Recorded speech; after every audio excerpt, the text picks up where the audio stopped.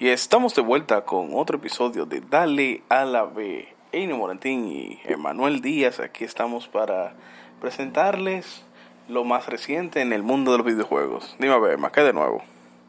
No sé realmente qué de nuevo. Se supone que eso es lo que tenemos que hablar, pero yo ni sé, ¿no? Loco, realmente lo más novedoso que hay durante esta semana, fue que Phil Spencer salió a decir más información sobre las características El Xbox One. del Xbox Series X. Lo pasé, vi una imagen comparando el Xbox regular con el 360 con el One con el Series X. Sí. No, el detalle es que muchas de las cosas que estaban rumoradas del Series X se confirmaron durante la semana. Como es el procesador, que sería un AMD Zen 2 de la última generación, capaz de entregar 12 teraflops Me gusta esa palabra, teraflops. de unidad gráfica. ¿Qué te parece eso? Suena como muchos teraflops. Realmente es el doble de lo que es el Xbox One X. Suena como algo... Sí, eso fue lo que había visto en la estimación. Un Xbox 360 eran como 14 regulares. El One fueron como 4 360. Ajá. El One X eran como 2 One regulares. Y este ahora va a ser 2 One X. O sea... Una cosa. Yo leí un post que hablaba de cómo la evolución tecnológica en el mundo de los juegos Ajá. fue antes mucho más... como en todo lo que es la tecnología, la evolución empieza con picos bastante altos, pero se va como que calmando. Y sí es una evolución tecnológica, indiscutiblemente, pero si tú lo comparas con los saltos generacionales de consolas anteriores, es más sutil. Ya. Por otro lado, tendría ray shading variable. O sea que, por ejemplo, tú podrías tener, vamos a decir, qué puntos de la imagen que tú estás viendo completamente detallado, mientras que el fondo tú no lo tendrías que tener tan detallado. Es decir que tú podrías en el desarrollo potencializar los puntos donde tú quieres que la persona que está jugando, para llamar la atención a algo. exacto, los detalles que tú quieres que se resalten más de la imagen. Similar a eso, las series animadas viejas, que usualmente tenían algo que era más importante, incluso los juegos, de un color diferente. Sí. Que resaltaba. Me interesaría ver cómo los desarrolladores adaptarían ese tipo de tecnología y a qué género les haría, porque siempre hay un desarrollador que aprovecha una tecnología para hacer algo un poquito más allá, como hicieron con Star Fox y Donkey Kong en Super Nintendo. ¿Qué otro? ¿Qué hay un ejemplo de eso? Creo que Castlevania, la primera de Play. O sea, Sí. Symphony of the Night. Ajá. Aprovechó algo sobre la tecnología que tenía para sacarle, no me acuerdo, que joder. Otra de las cosas que se confirmó es el soporte a 120 frames por segundo. Eso sí lo escuché. O sea, bastante, no, eso está bien.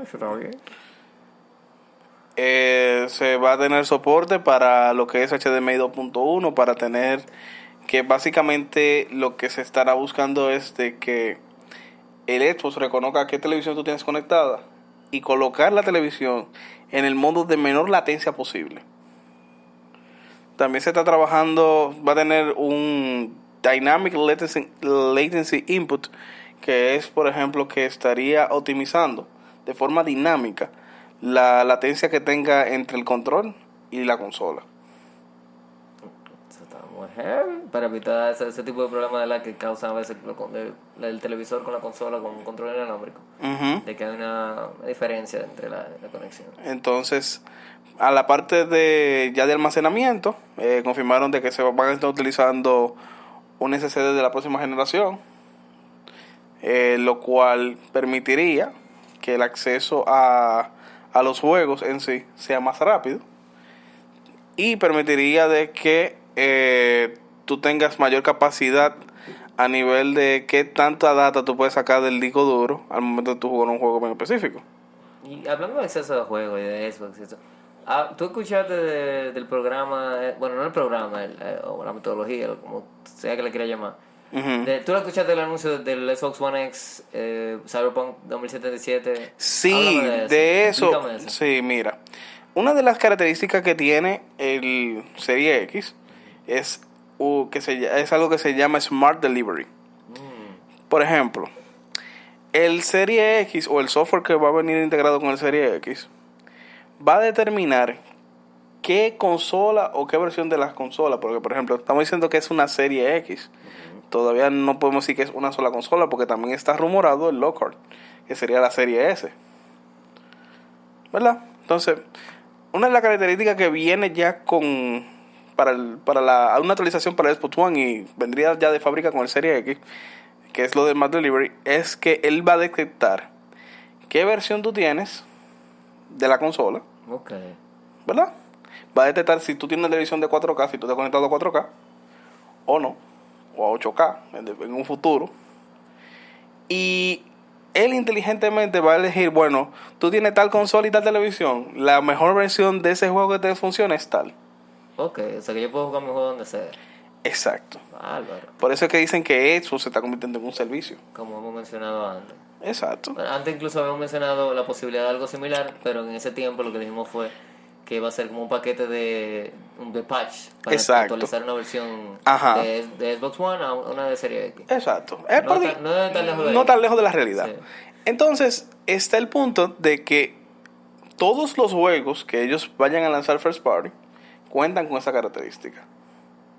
O sea, no Todos. importa que tengas O Serie sea, X, si, tengas si, Xbox One, si en el lanzamiento del Serie X dicen vamos a lanzar Forza Motorsport 8, por ejemplo, que es una posibilidad muy real, tú lo vas a poder jugar en tu Xbox One S, tu juego Xbox One X, tu Xbox original, One original, o sea, de la primera Sí. generación, Y y tu tu Serie Serie X. Pero tú vas a tener la mejor versión En el optimizada Serie X. para esa consola. Bueno, sí, exacto. Son como juegos, ¿cómo te diría? Adaptivos. No, Adaptables. es como jugar un juego de PC. Bueno, sí. Como que pues, lo único que la configuración es automática. Exacto, ya.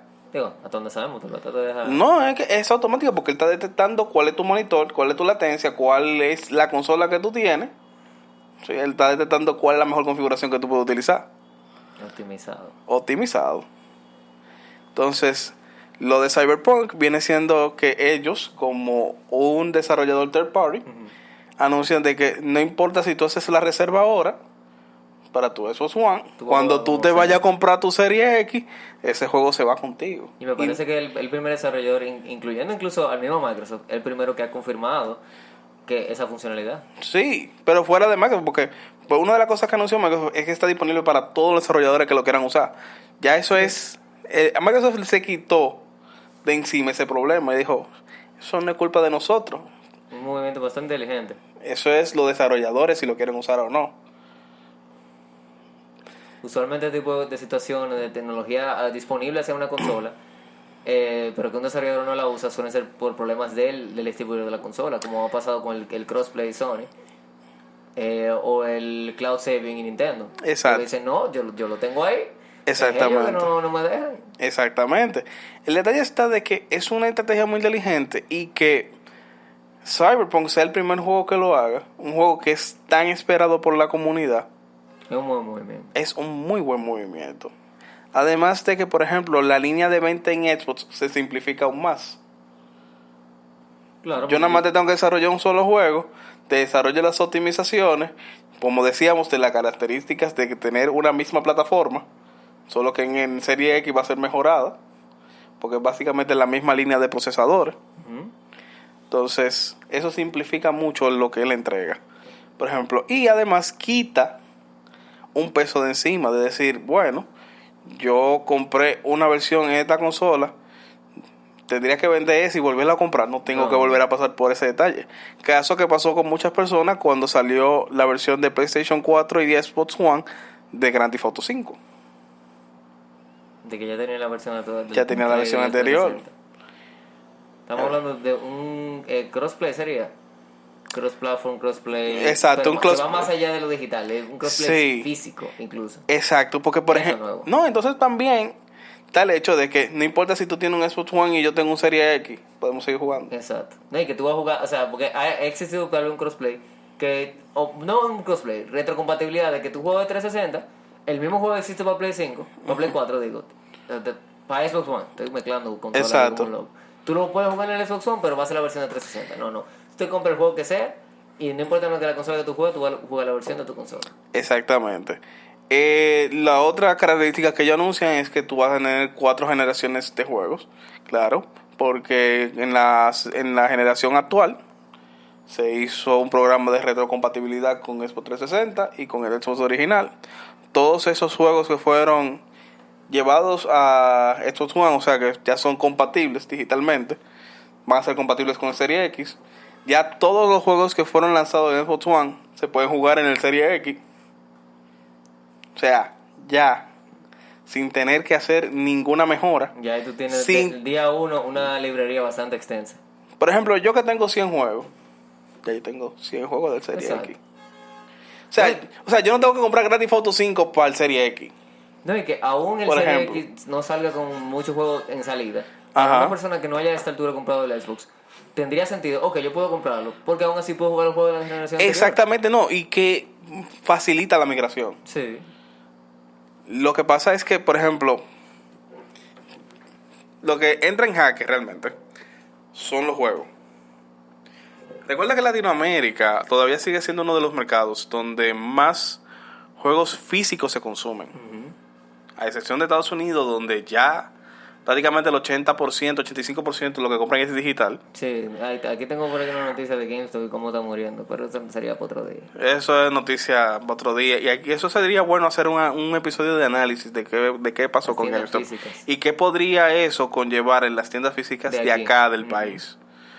Porque, si bien es cierto de que tanto Nintendo como PlayStation favorecen a que el mercado se desarrolle por una característica que vamos a decir en ese podcast, en Xbox no pasa así.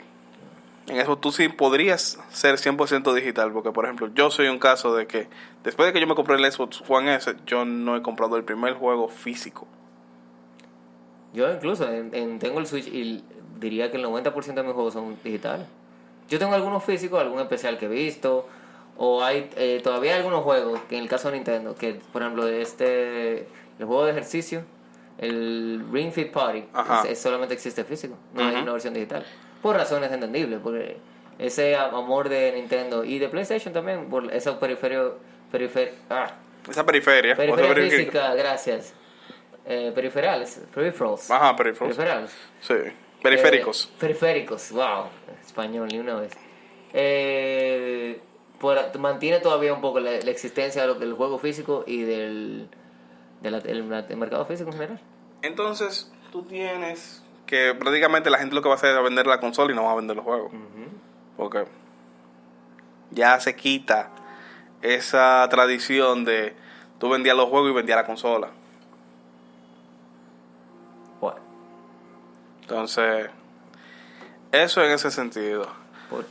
Por otro lado, entre algunas de las otras noticias de la semana, o de las últimas 2 semanas, la conferencia de desarrolladores de videojuegos se ha retrasado para el verano aparentemente, debido al coronavirus, como le ha pasado en muchos sitios. No, déjame refrasear. Realmente no es directamente por coronavirus, sino porque muchos de los desarrolladores se han retirado de la conferencia, algunos posiblemente por eso, otros por sus otras razones, pero el punto es que al final del día la conferencia se retrasó. El GDC no viene ahora. Wow. ¿Qué más? Baldur's Gate 3 se confirmó que su sistema de combate va a ser por turnos, tipo Divinity, que Larian como desarrolladores estamos acostumbrados a ese estilo. El cambio va a ser que no es por turnos de que yo un turno, tú un turno, yo un turno, o sea, una unidad, sino los turnos van a ser por grupo. Los villanos toman todos su turno al mismo tiempo y tus personajes todos al mismo tiempo. Lo que ha tenido a la comunidad un poquito dividida. Hay gente que juran y perjuran por el estilo de Larian, del estilo ya comprobado en Original Sin, de por turnos. Pero hay gente que cuando piensa en Baldur's Gate, no piensa en los originales, tienen ese estilo de action RPG. So, no se sabe bien cómo funcionaría o cómo terminar adaptándolo al público. Bueno, por otro lado, algo que fue noticia esta semana es la actualización que tuvo la página de Rockstar Games. Háblame de eso.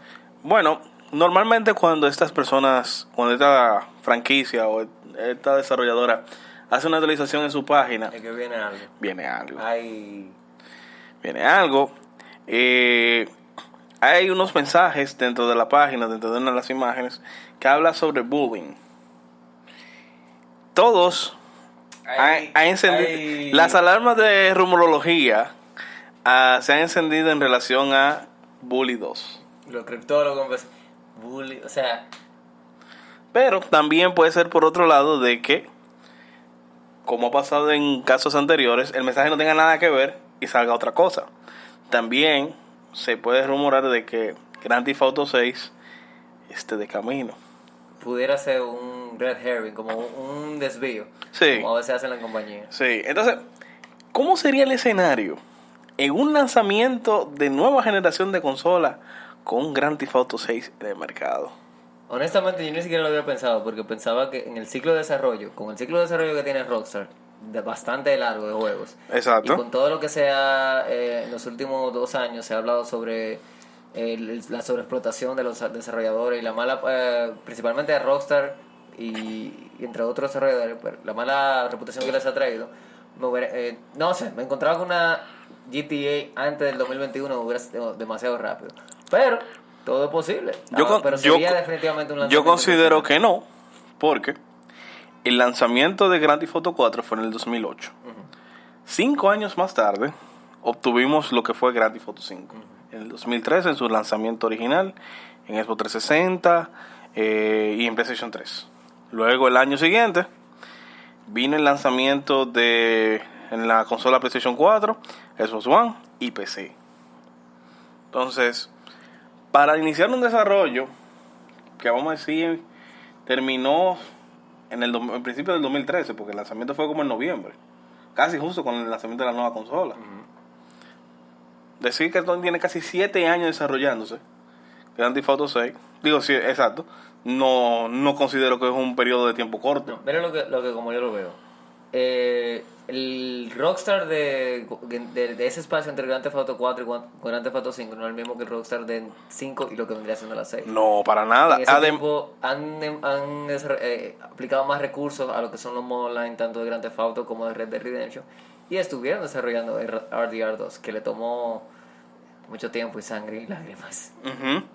Pero tomando en consideración de que prácticamente Grand Theft Auto 5 se volvió su gallina de los huevos de oro, sí, con su modo online, ellos hicieron vamos a decir que, por ejemplo, durante el tiempo de desarrollo de Grand Theft Auto 5 ellos hicieron una inversión base, que fue el juego base y la base online del juego, ¿verdad? Ellos recuperaron todo ese dinero en un día. Oh, no, dinero eso le está lloviendo, que eso... Entonces, por dinero yo no creo que sea el problema.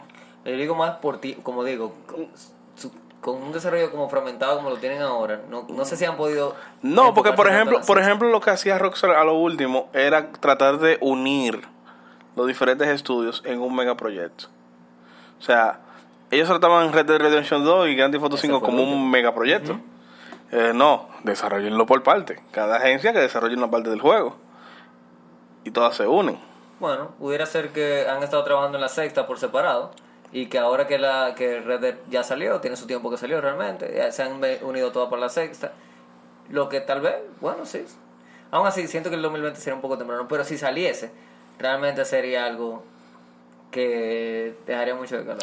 De las cosas que nosotros... de las cosas que se vieron en Red Dead Redemption 2, está la parte de lo que... Tú viste como cambiaba un cuerpo, por ejemplo, cuando estaba muerto durante el tiempo, sí, no, que se iba poniendo morado, como todo... Esa atención al detalle. Exacto. No se vean tan lejos, la pelota del caballo. También. Y el crecimiento de la barba, que si el sucio, sí, que si esto, que si aquello. O sea, muchos detalles son tomados en cuenta ahora con un personaje. Por ejemplo, la selección de armas en Grand Theft Auto 5, que es el menú donde te salen las armas, en el primer momento que se vio fue en Max Payne 3. Esa es una franquicia que me gustaría revisitar. ¿Verdad? Ajá. Luego la vimos en Red Dead Redemption 1. Y después fue que vino a implementar un juego de Grand Theft Auto. Lo que quiero decir con esto es, esas mejoras que vimos en Red Dead Redemption 2 se van a aplicar en Grand Theft Auto 6. La pregunta sería, ¿dónde?